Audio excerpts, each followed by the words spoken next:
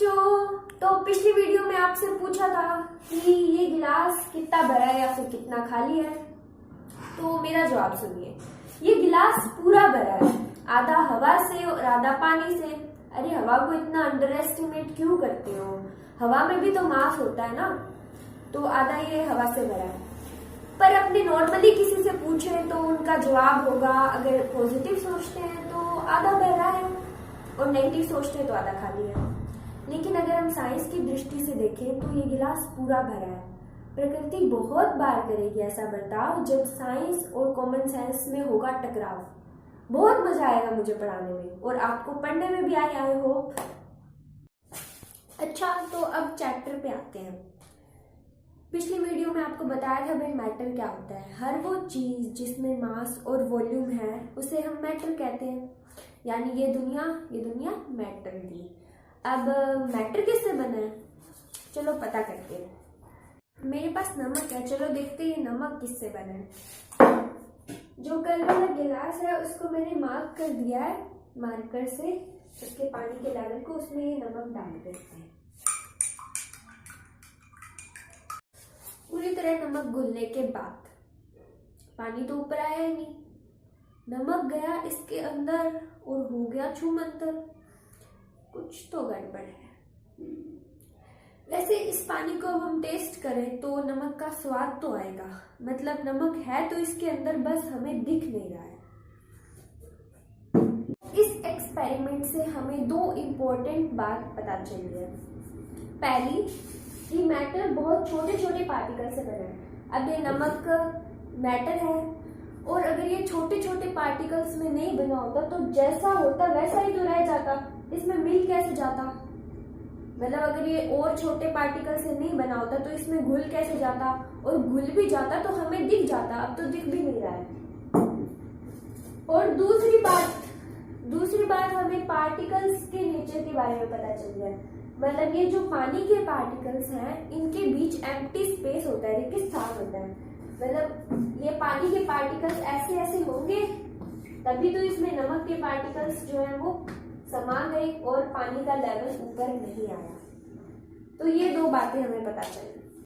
अच्छा, और क्या क्या गुण होते हैं पार्टिकल्स में? चलो कोई डेली लाइफ एग्जांपल से समझते हैं। कई बार आप जब ध्यान लगा के पढ़ने बैठते हो और मीठे मीठे हलवे की खुशबू या आपकी फेवरेट सब्जी की खुशबू आपके नाकों तक पहुंचने की गुस्ताखी करती है। अरे अब ध्यान से पढ़ना कोई कठोर तपस्या से कम थोड़ी है, और आपकी तपस्या को क्या भंग कर देती है। तो इससे हमें क्या पता चला? इससे हमें पता चला भाई पार्टिकल्स कॉन्टिन्यूसली मूव करते हैं, वो निरंतर गतिमान होते हैं। तभी तो आप तो किचन में गए ही नहीं, फिर भी वो आप तक खुशबू पहुंच गई। इसका मतलब यही हुआ कि पार्टिकल्स निरंतर गतिमान होते हैं। अच्छा, कभी ठंडी चीज की खुशबू आई आपको? मतलब ठंडी चीज की खुशबू जब अपने आइसक्रीम खाते तब बहुत नाक के पास आती है, तभी खुशबू आती है। दूर से हमको ठंडी चीज की खुशबू नहीं आती है। इससे हमें क्या पता चला कि टेम्परेचर ज्यादा होता है तो पार्टिकल्स ज्यादा तेजी से मूव करते हैं। टेम्परेचर ज्यादा होता है तो तेजी से मूव करते हैं। तो अब तक आपको दो बातें बताई है मैंने पार्टिकल्स के बारे में। पहली तो उनमें एम्प्टी स्पेस होता है पार्टिकल्स में, और दूसरी वो कॉन्टिन्यूसली मूव करते हैं, निरंतर गतिमान होते हैं। तीसरी एक और बात है। अब ये चौक है, इस चौक को तोड़ने के लिए मुझे थोड़ा सा बल लगाने की आवश्यकता होगी। थोड़ा सा बल लगाएंगे तो ये टूट जाएगा।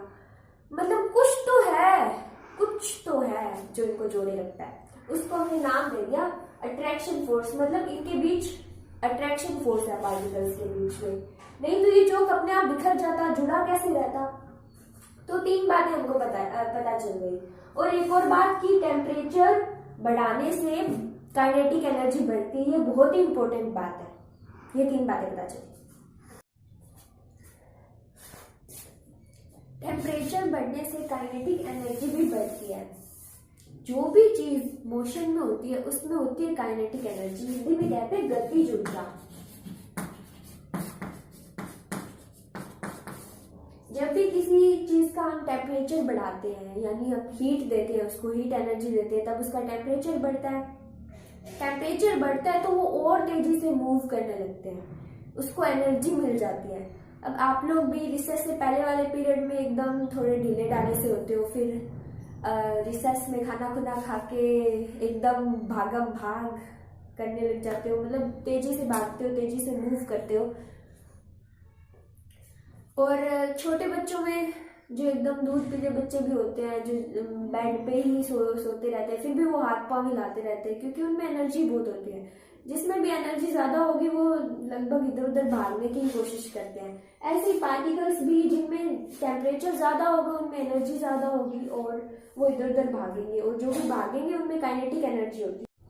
अगर हम अपने इर्द गिर्द देखें तो हम पाएंगे कि मैटर्स मेनली 3 स्टेट में रहता है। मेनली क्यों कहा मैंने, ओनली क्यों नहीं कहा, आपको बाद में पता चलेगा। तो मैटर्स मेनली 3 स्टेट में रहता है, सॉलिड, लिक्विड और गैस। जो मैंने आपको पिछली वीडियो में बताया था, पत्थर को कोई फर्क नहीं पड़ रहा था कि उसको कहीं भी रखे, वो सॉलिड है, मतलब एकदम सॉलिड है, उसको कोई फर्क नहीं पड़ता कहाँ भी रखो मुझे। तो उस सॉलिड की क्या होती है, फिक्स्ड शेप होती है और साइज, मतलब उसका शेप और साइज नहीं बदलती है जब तक कि हम फोर्स ना लगाएं। हम बदलना चाहे कूट पीट के तो बदलेगी, लेकिन उसको ये नहीं फर्क पड़ेगा कि उसको कहाँ रखा गया, इस हिसाब से उसकी साइज नहीं बदलेगी। और लिक्विड पानी, उसका साइज तो फिक्स होता है पर शेप फिक्स नहीं होती। साइज कैसे फिक्स होता है, मतलब अगर हमने 5 लीटर पानी लिया है तो चाहे उसको हम बाल्टी में डाल दें चाहे ड्रम में डाल दें, वो रहेगा 5 लीटर ही। भले ही शेप उसकी बाल्टी के हिसाब से ड्रम के हिसाब से रहेगी, लेकिन 5 से 10 नहीं हो जाएगा अपने आप। लेकिन गैस में थोड़ा डिफरेंट केस है। गैस में अगर हम उसको 10 लीटर के बर्तन में डालेंगे तो वो 10 लीटर ही हो जाएगी, उसकी वॉल्यूम शेप कुछ फिक्स नहीं होता गैस में। और कंप्रेसिबिलिटी क्या होती है, संपीड़ितता। कंप्रेसिबिलिटी होती है कि हम उनके पार्टिकल्स को और कितना करीब ला सकते हैं और कितना फिसा सकते हैं। तो सॉलिड में कंप्रेसिबिलिटी बिल्कुल नहीं होती, क्योंकि सॉलिड के पार्टिकल्स ऑलरेडी बहुत ही पास होते हैं। ये जो मैटर की 3 अलग अलग स्टेट है, ये इनके पार्टिकल्स के डिफरेंट बिहेवियर के कारण है। तो ये तीनों स्टेट जो है वो इनके पार्टिकल्स के अलग अलग बिहेवियर के कारण है। अब सॉलिड के पार्टिकल्स क्या होते हैं, सॉलिड के पार्टिकल्स बहुत ही पास होते हैं, उनमें अट्रैक्शन फोर्स बहुत ज्यादा होता है और वो ज्यादा इधर उधर मूव नहीं कर पाते अट्रैक्शन फोर्स ज्यादा होने की वजह से, तो उनकी फिक्स शेप और साइज होती है। वही लिक्विड के पार्टिकल्स में भी अट्रैक्शन फोर्स होता है पर वीक होता है, वो वीक उनको एक साइज उनका नहीं बढ़ने देता, लेकिन शेप तो उनकी चेंज हो जाती है। और गैस में एकदम ही नेग्लिजिबल अट्रैक्शन फोर्स होता है, वो इधर उधर बिल्कुल एकदम खुले बैल की तरह इधर उधर भागते हैं। और कंप्रेसिबिलिटी में बात चल रही थी अपनी, लिक्विड में भी नेग्लिजिबली कंप्रेसिबिलिटी होती है और गैस के पार्टिकल्स बहुत दूर दूर होते हैं, तो इनमें कंप्रेसिबिलिटी काफी ज्यादा होती है, संपीड़ितता, हम इनको काफी ज्यादा फिसा सकते हैं। हम घरों में देखते भी हैं जो लिक्विड पेट्रोलियम गैस एलपीजी हमारे सिलेंडर्स होते हैं, उनमें गैस को ही तो कंप्रेस करके लिक्विड बनाया होता है उन्होंने। और सीएनजी कंप्रेस्ड नेचुरल गैस जो आजकल वाहनों में यूज होती है, उसमें भी कंप्रेस्ड करके ही बनाया होता है। चलो बात करते हैं एम्प्टी स्पेस किस में ज्यादा होता है, सॉलिड में, लिक्विड में या गैस में। एम्प्टी स्पेस यानी रिक्त स्थान पार्टिकल्स के बीच में। तो अपने हवा में तो आसानी से हाथ चला सकते हैं, एक बार के लिए सोच लेते हैं जैसे अपने नोबिता वाला बैम्बू कॉप्टर है अपने पास, और अपने हवा में तो आसानी से तैर सकते हैं। पानी में हमको स्विमिंग करने के लिए, तैरने के लिए थोड़ा सा अपने थक जाएंगे, थोड़ा सा हाथ मारने के हमें जोर चाहिए। और लकड़ी में, सॉलिड में हाथ चलाने के लिए हमको ब्रूस ली से ट्रेनिंग लेनी पड़ेगी। इससे हमें क्या पता चला कि पार्टिकल्स, जो सॉलिड के पार्टिकल्स है वो बहुत पास में है और गैस के वो बहुत दूर दूर है, और लिक्विड के बीच में से है, कुछ पास में कुछ दूर है। अच्छा, काइनेटिक एनर्जी किसमें ज्यादा होगी, गतिज ऊर्जा, यानी सॉलिड के, गैस के या लिक्विड में से आपको क्या लगता है किसके पार्टिकल ज्यादा तेजी से मूव कर रहे हैं? सॉलिड के पार्टिकल्स में अट्रैक्शन फोर्स ज़्यादा होता है, मतलब उनको काफ़ी सारे लोगों ने बांधा गया होता है, तो उनको उसमें से छुट के मूव करने के लिए रॉकी या बाहुबली जैसी ताकत चाहिए, केजीएफ वाला रॉकी या बाहुबली जैसी। लेकिन लिक्विड के पार्टिकल्स में थोड़ा सा कम फोर्स होता है, अट्रैक्शन कम होता है, तो फिर वो ठीक ठाक मूव कर लेते हैं, उनमें काइनेटिक एनर्जी। और गैस के जो पार्टिकल्स हैं वो बहुत ही दूर दूर होते हैं, उनमें नेग्लिजिबल अट्रैक्शन फोर्स होता है, तो फिर वो उनमें काइनेटिक एनर्जी सबसे ज़्यादा होती है, वो इधर उधर मूव करते रहते हैं।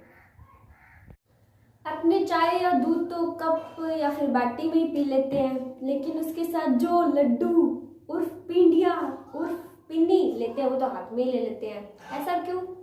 क्योंकि अपनों को पता है कि लड्डू सॉलिड है, उसकी शेप नहीं बदलने वाली। अपने उसको हाथ में पकड़ेंगे तो वो वैसा ही रहेगा, जब तक कि अपने उसको खा ना ले उसकी शेप नहीं बदलेगी। और जो चाय है वो लिक्विड है, तो उसको स्टोर करने के लिए हमें कप चाहिए या ऐसा कुछ चाहिए। पर गैस में क्या होता है, गैस में भी हम कप या बाल्टी में उसको नहीं रख सकते, क्योंकि मतलब स्टोर नहीं कर सकते, क्योंकि गैस लीक हो जाती है। मतलब गैस एक जगह नहीं रहती, उसके पार्टिकल्स बहुत मूव करते हैं। अब घरों में जो सिलेंडर होता है उसको एकदम पेटी पैक रखना पड़ता है, मतलब थोड़ा सा भी उसको जगह मिल गई तो उसके पार्टिकल्स मूव करने लग जाते हैं और गैस लीक होने लग जाती है। तो गैस को एकदम डब्बा बंद करके स्टोर करना पड़ता है अपने को। तो अब वीडियो के लास्ट में एक आपसे सवाल पूछना है। आपने गर्मियों में आप शिकंजी तो पीते ही होगे, अरे नींबू पानी शहरों में कहते हैं उसको, नींबू पानी। तो उसमें चीनी जो है वो बर्फ के पहले डालनी चाहिए या फिर बाद में? आपको क्या लगता है? कमेंट करके आंसर बताइए। Good bye.